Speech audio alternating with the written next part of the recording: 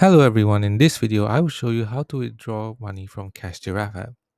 So first up, you need to exchange your earned gems for either PayPal Cash, gift cards, or coupons. These specific options and minimum withdrawals amounts may vary, but you can usually find these details within the app's payouts or rewards section. Here's a more detailed breakdown. Number 1. Open the Cash Giraffe app. Launch the app on your device. Navigate to Payouts and Rewards. Look for a section within the app that deals with redeeming your earnings. This might be labeled as payouts, rewards, or something similar. Choose your withdrawal method.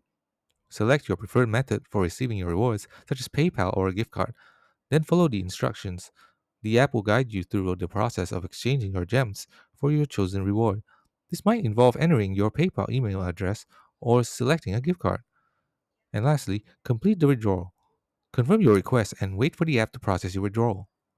Important considerations to remember is the minimum payout. Be aware of any minimum gem or point requirements before you can cash out. The processing time. Allow some time for the app to process your withdrawal request, as it may take a few hours or even a few business days. Beware of the exchange rates. If you're withdrawing via PayPal, you may encounter slight variations in the amount due to exchange rate fluctuations.